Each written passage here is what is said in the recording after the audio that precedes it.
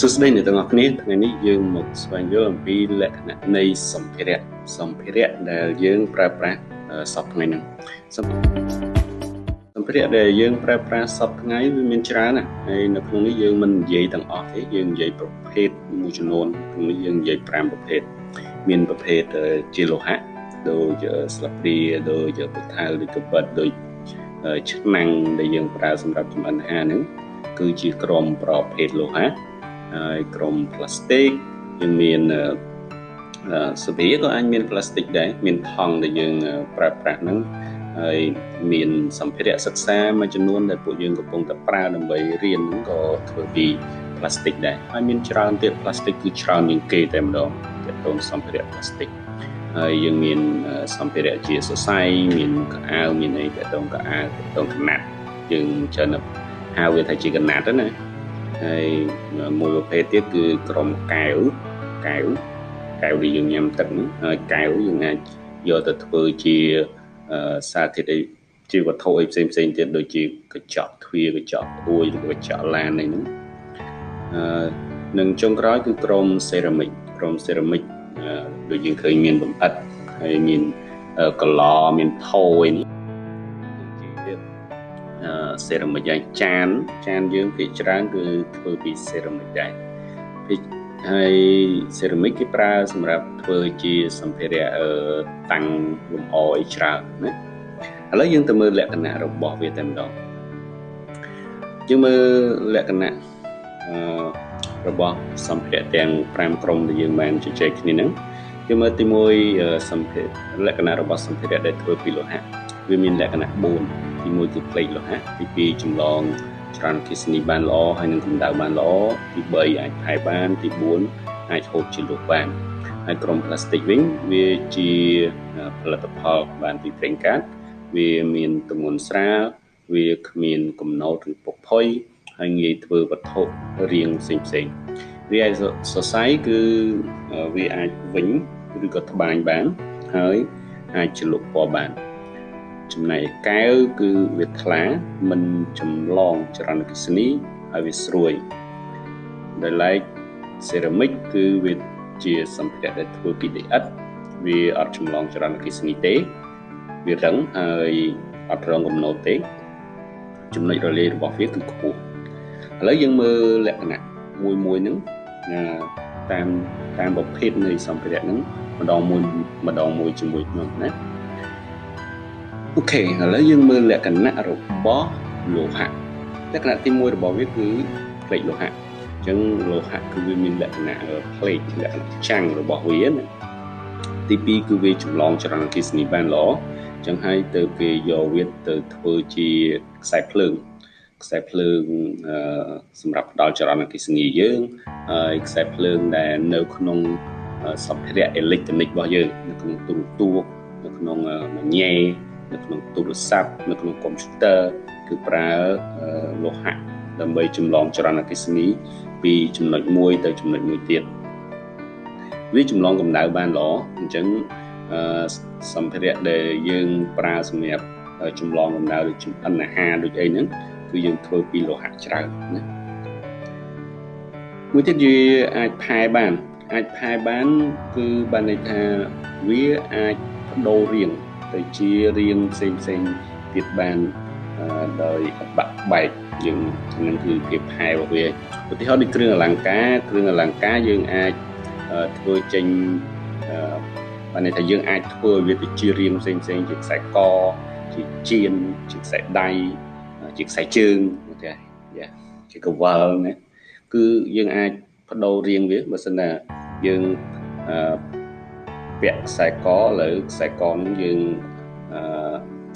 ពាក់ទៅវាសាមអញ្ចឹងចង់ធ្វើជាកវ៉ាល់ឬក៏ចង់ធ្វើជាជៀនឬក៏ចង់ធ្វើជាខ្សែដៃយើងអាចយកទៅធ្វើវាបានតែគ្រាន់តែឥឡូវហ្នឹងគេថាគេមាននឹងច្រើនអញ្ចឹងយើងទៅក៏ដូរវាប៉ុន្តែមែនតើជាងគេអាចធ្វើឲ្យខ្សែករបស់យើងទៅជាជៀនទៅជាខ្សែដៃឲ្យបានដោយមិនបាច់ដូរបានយកវត្ថុធាតុដើមរបស់យើងខ្លាចគេ របស់អត់ល្អអញ្ចឹងគេយើងឲ្យគេរក្សាទុករបស់យើងអញ្ចឹងគេថាយករបស់យើងសុទ្ធនេះយកទៅធ្វើជាជៀនដែលយើងចង់បានវិញហើយចំណុចចុងក្រោយគឺអាចហូតជាលួសបានបាទអាចហូតជាសរសៃលួសឬក៏សរសៃខ្សែភ្លើងអីហ្នឹងណាឥឡូវយើងទៅមើលលក្ខណៈរបស់ plastic វាជាផលិតផលបានពីប្រេងកាតមែនតើ plastic ហ្នឹងវាគឺជា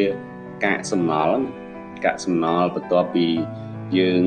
ចម្រាញ់យកប្រេងកាតហើយហ្នឹងអាកាកសំណល់ហ្នឹងគេយកមកផលិតជារបស់ plastic ហ្នឹងឯង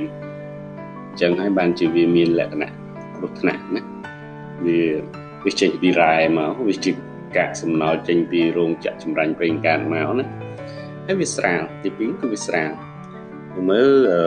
ចានស្នោហើយធៀបជាមួយនឹងដែកហ្នឹងតែមួយណាធ្ងន់ជាង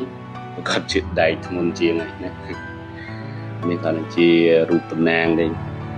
ពួកយើងក៏អាចប្រៀបធៀបបានដែរបើសម្ភារៈដែលយើងធ្វើអំពីលោហៈហើយនឹងសម្ភារៈដែលយើងធ្វើពីផ្លាស្ទិកឧទាហរណ៍ស្លាបព្រាបើយើងកាន់ទៅយើងដឹងតែម្ដងថា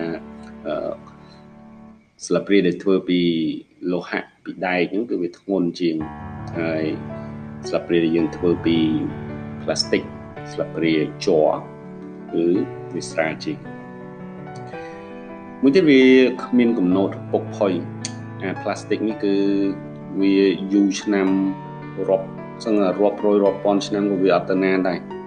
អញ្ចឹងបើសិនជាយើងបោះវាចោលអត់បានត្រឹមត្រូវទុកដាក់វាអត់បានត្រឹមត្រូវបន្ទាប់ពីការប្រើប្រាស់ហើយ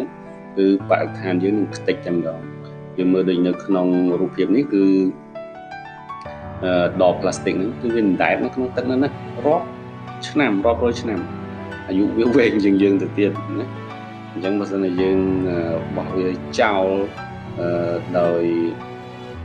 អត់មានកន្លែងទុកដាក់ត្រឹមត្រូវទេគឺតកូនតចៅយើងនៅហ្នឹងណាហើយចំណុចចុងក្រោយគឺងាយធ្វើជារាងផ្សេងយើងមើលនេះកំប៉ុងទៅដោះគោយើងឃើញមានច្រើនម៉ូដច្រើនម៉ាកចង់វាចចង់ត្រង់ចង់ទូចង់ធំចង់កប៉ោងចង់ slim ចង់ស្វិតតែមិនក៏យើងអាចផលិតវាចេញពី plastic នឹងបានដែរហើយសារធាតុ plastic វាមានលេខរបស់វាលេខគុណភាពរបស់វាមានលេខ1លេខ2លេខ3ចឹងទៅអញ្ចឹងលេខដែលល្អគឺគុណភាពវាល្អវាប៉ះពាល់ដល់សុខភាពតិចដែរហើយបើកាន់តែអន់ទៅប៉ះពាល់ដល់សុខភាពយើងក៏វាច្រើនដែរអូខេយើងទៅបន្តទៀតគឺនិយាយអំពីលក្ខណៈរបស់សរសៃវាមានលក្ខណៈពីរយ៉ាងគឺអាចវិញបានហើយនឹងមួយទៀតអាចឆ្លុះពណ៌បាទអាចត្បាញបានអាចវិញឬក៏ត្បាញបាននេះគឺជាសកម្មភាពសម្ដេចម៉ែ